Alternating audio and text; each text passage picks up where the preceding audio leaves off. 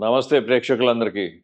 మీరందరూ చాలా సార్లు అడిగింది చాలామంది ఆ Windows blue screen CrowdStrike ఫాల్కన్‌ది. Let's discuss that for a minute. Millions of Windows users across the world are experiencing what is called the blue screen of death. So, మనం ఈ ఇష్యూలో డీప్‌కెళ్ళే ముందు మీరు కొన్ని పదాలు అర్థం చేసుకోవాలి. బిఎస్ఓడి అంటారు. ఐటీ ప్రపంచంలో బ్లూ స్క్రీన్ ఆఫ్ డెత్ అంటారు. ఇది ఎప్పుడో మన విండోస్ హిస్టారికల్‌గా విండోస్ 3.1 దగ్గర నుంచి 95, 98 ఎక్స్‌పీ ఇట్లా అప్పటి నుంచి కూడా విండోస్ కనుక బూట్ ప్రాసెస్‌లో ఫెయిల్ అయితే అదొక డ్రైవర్ కావచ్చు, ఇంకేదన్నా కావచ్చు. అది సింపుల్‌గా బ్లూ స్క్రీన్ చూపించి డంప్ చేస్తది. కెర్నల్ డంప్ అంటారు. లేదా సిస్టమ్ డంప్ అంటారు. అది ఎళ్లి ఒక ఫైల్‌కి రాసేస్తది. నా వల్ల కాట్లేదు. నేను ఓర్చుకోలేను. ఏం చేయాలో నాకు అర్థం కావట్లేదు అని చెప్పి మెమరీలో ఉన్నది మొత్తం డంప్ చేసి రీస్టార్ట్ అవుతుంది. దాన్ని బ్లూ స్క్రీన్ ఆఫ్ డెత్ అంటారు. అది ఒక విషయం. రెండోది మీరు ఒక ఆపరేటింగ్ సిస్టమ్ బూట్ ప్రాసెస్ కూడా కొద్దిగా అర్థం చేసుకోవాలి. అది విండోస్ కావచ్చు, లినక్స్ కావచ్చు, మ్యాక్ ఓఎస్ కావచ్చు. బూట్ ప్రాసెస్‌లో బేసిక్‌గా ఏమవుద్దంటే మీరు పెట్టినప్పుడు బయాస్ ఒక స్పెసిఫిక్ సెక్టర్‌ని చూసి ఓఎస్‌ని ట్రిగ్గర్ చేస్తది. "నువ్వు మొదలవ్వమ్మా ఇంకా. నా పని అయిపోయింది. నేను హార్డ్‌వేర్ నుంచి నీకిప్పుడు ట్రాన్స్‌ఫర్ చేస్తున్నా" అని ఎళ్లి ఒక హార్డ్ డిస్క్‌లో గానీ, మెమరీలో గానీ ఒక సెక్టర్‌ని తీసుకొని అక్కడి నుంచి ఓఎస్‌ని ట్రిగ్గర్ చేయడానికి ట్రై చేస్తది. ఆ ఓఎస్‌లో కెర్నల్ అని ఒక మధ్యలో ఉండే సెంటర్ అనమాట. హార్ట్ అనమాట ఓఎస్‌కి. సో, కెర్నల్ అనే పదాన్ని గుర్తుపెట్టుకోండి. ఇప్పుడు కొద్దిగా ఒక సెకండు మన క్రౌడ్ స్ట్రైక్ గురించి, ఫాల్కన్ గురించి మాట్లాడదాం. క్రౌడ్ స్ట్రైక్ అనేది పెద్ద సెక్యూరిటీ సర్వీసెస్ కంపెనీ. చాలా ప్రొడక్ట్స్ ఉన్నాయి. ఎంటర్‌ప్రైజ్ స్పేస్‌లో చాలా పెద్దగా ఎండ్ పాయింట్ సెక్యూరిటీ చేస్తారనమాట. ఎండ్ పాయింట్ అంటే అదొక సర్వర్ కావచ్చు, ఫోన్ కావచ్చు, ఒక డెస్క్‌టాప్ కావచ్చు. దాంట్లో మీరు ఇన్‌స్టాల్ చేస్తే అది మిమ్మల్ని అటాక్స్ అంటే మాలిషియస్ సాఫ్ట్‌వేర్ కావచ్చు, మాల్‌వేర్ కావచ్చు, వైరస్ కావచ్చు, అన్నిటి నుంచి ప్రొటెక్ట్ చేస్తది. మీ ఓఎస్ లెవెల్‌లో ప్రొటెక్ట్ చేస్తదనమాట. జనరల్‌గా మీరు అర్థం చేసుకోవాల్సిన విధానం ఏంటి, యాంటీ వైరస్ ప్లస్ ప్లస్ అనుకోండి. దానికంటే డబుల్ ఎఫెక్టివ్‌గా ఉంటది.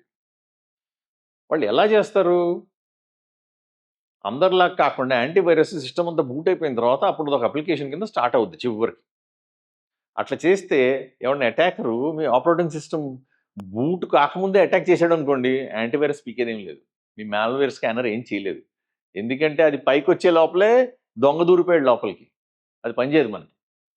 అందుకోసం ఫాల్కన్ ఎట్లా పనిచేస్తదంటే, కెర్నల్ బూట్ కాకముందే అది స్టార్ట్ అవుద్ది. అది స్టార్ట్ అయ్యి అప్పుడు కెర్నల్‌కి హ్యాండ్ ఓవర్ చేస్తది. అంటే ఓఎస్ అనే మధ్య పదార్థం మనకి ఆపరేటింగ్ సిస్టమ్ ఇంకా బూట్ కాకముందే ఇదొచ్చేసి ఇది లోడ్ అవుతది. దానివల్ల వాళ్ళకి బాగా హై సెక్యూరిటీ ప్రొవైడ్ చేయగలుగుతారు వాళ్ళు. అది వాళ్ళ ఆర్కిటెక్చర్ అది.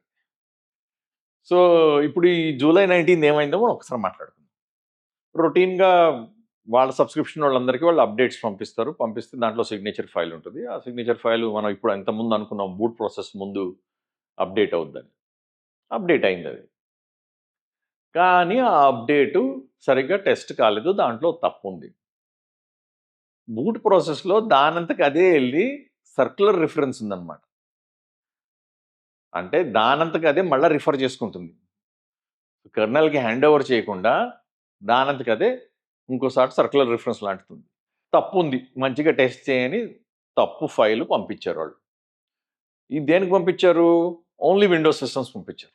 This update was not applicable to Linux and Mac systems. Only విండోస్‌కి. సో, బూట్ ప్రాసెస్‌లో ఎళ్లి ఫస్ట్ ఈ ఫైల్‌ని రీడ్ చేస్తుంది ఓఎస్. తర్వాత కెర్నల్‌కి హ్యాండ్ ఓవర్ కాకుండా మళ్ళా రిటర్న్ ఇక్కడికొచ్చేస్తుంది.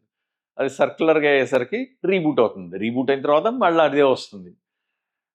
సో, ఆ సైకిల్‌ని బ్రేక్ చేయలేకపోయాం మనం.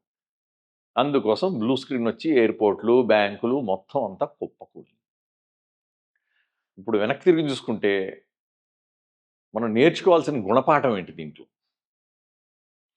ఫాల్కనోడ్‌కి సాఫ్ట్‌వేర్ టెస్టింగు ప్రొడక్షన్‌లో కూడా చేయాలి. కొన్ని శాంపుల్ ప్రొడక్షన్ సిస్టమ్స్ తీసుకొని నిజంగా టెస్ట్ చేయాలి. నీ ల్యాబ్‌లో నువ్వు టెస్ట్ చేసేసుకొని కోట్ల సిస్టమ్స్‌కి, లక్షల సిస్టమ్స్‌కి డిప్లాయ్ చేస్తే ప్రపంచం మోకాళ్ళ మీద కింద పడిపోయింది. వాళ్ళ processes testing process, deployment process అవన్నీ కూడా ఒకసారి చూసుకోవాలి. ఇంత ఇంపార్టెంట్స్ అది first point. Second point, Mac OS నుంచి విండోస్ మన మైక్రోసాఫ్ట్ వాళ్ళు నేర్చుకోవాల్సింది అంతే ఉంది. కెర్నల్ స్పేస్, యూజర్ స్పేస్ అని ఇందాక మాట్లాడుకున్నాం. కెర్నల్ అంటే నిజంగా మధ్య భాగం, దాంట్లో ఎవరికైనా యాక్సెస్ ఇస్తే కొద్దిగా చిన్న తప్పు జరిగినా మొత్తం కింద పడిపోతుంది. ఓఎస్ బూట్ కాదు.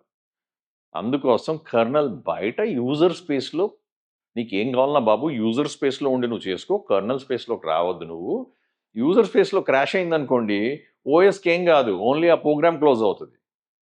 కెర్నల్ స్పేస్లో క్లోజ్ అయితే సిస్టమ్ మొత్తం రీబూట్ అయిపోతుంది. సో మ్యాక్ ఓఎస్లో ఆర్కిటెక్చర్ ఎప్పటి నుంచో ఇంప్లిమెంట్ చేశారు, వాళ్ళు ఎవరికి యాక్సెస్ ఇవ్వరు కెర్నల్ స్పేస్కి. కానీ విండోస్లో అది ఇంకా ఉంది. అది నేను అనుకోవటం కొద్దిగా ఆల్సో లీగల్ ప్రాబ్లమ్స్ వలన 2008లోనేమో యూరోపియన్ యూనియన్ వాళ్ళ మీద రిస్ట్రిక్షన్ వేసింది. విండోస్, మైక్రోసాఫ్ట్ వాళ్ళ విండోస్లో వాళ్ళ సొంత సాఫ్ట్వేర్కి అయితే ఏదైతే యాక్సెస్ ఉంటుందో కర్నల్కి, థర్డ్ పార్టీస్ కూడా అదే లెవెల్ యాక్సెస్ ఇవ్వాలి, లేకపోతే నువ్వు మోనోపోలీ కింద పనిచేస్తున్నావు అని చెప్పి రిస్ట్రిక్షన్ పెట్టింది వాళ్ళ మీద.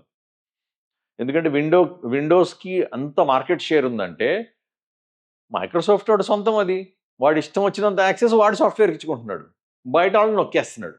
అట్లా నొక్కకూడదని, మోనోపోలీ కాకూడదని యూరోపియన్ యూనియన్ 2008లో ఆ రూల్ పాస్ చేసింది. అందుకోసం చచ్చినట్టు వాడి సాఫ్ట్వేర్ సొంతంగా ఏదో తయారు చేసుకుంటాడు మైక్రోసాఫ్ట్ వాడు, అదే లెవెల్ యాక్సెస్ కూడా మనోళ్ళకి కూడా ఇవ్వాలి, బయట వాళ్ళకి కూడా. కానీ వాడు వాడకూడదు మైక్రోసాఫ్ట్ వాడు, బయట వాళ్ళకి కూడా ఇవ్వకూడదు. ఆ ఓఎస్ లో లెవెల్ ఇంజనీరింగ్ ఒక్కసారి మళ్ళీ చూసుకుంటే మైక్రోసాఫ్ట్ ఆరోగ్యానికి మంచిది. సో బేసిక్గా బ్లూ స్క్రీన్ ఆఫ్ డెత్ వస్తే కనుక మీ కర్నల్ లెవెల్లో ఏదో ఒకటి ఫెయిల్ అయిందని అర్థం చేసుకోండి. ఇప్పుడు ఫాల్కన్ ఎక్స్కి క్లియర్గా రిమిడియేషన్ వచ్చింది. మీరు ఫాల్కన్ ఎక్స్ వెబ్సైట్ కానీ విండోస్ వెబ్సైట్ కానీ వెళ్ళి చేసుకోవచ్చు. మీరు అందరు ఫిక్స్ చేసేసుకున్నారని ఆశిస్తున్నా ఇప్పుడు దాకా. ఇంకేమన్నా డౌట్స్ ఉంటే కామెంట్స్లో పెట్టండి. I will dig deeper if you want more. మనకి వచ్చే వినాయక చవితికి మీరు అందరూ కూడా మట్టితో చేసిన శుద్ధమైన, స్వచ్ఛమైన వినాయకుడిని ఇంటికి తెచ్చుకోండి. పిఓపిని ఎంకరేజ్ చేయొద్దు. మన పర్యావరణాన్ని కాపాడండి. విఘ్నేశ్వరుడి ఆశీర్వాదం పొందుతారు. ఇలాగైతే డబల్గా పొందుతారని నేను ఆశిస్తున్నాను.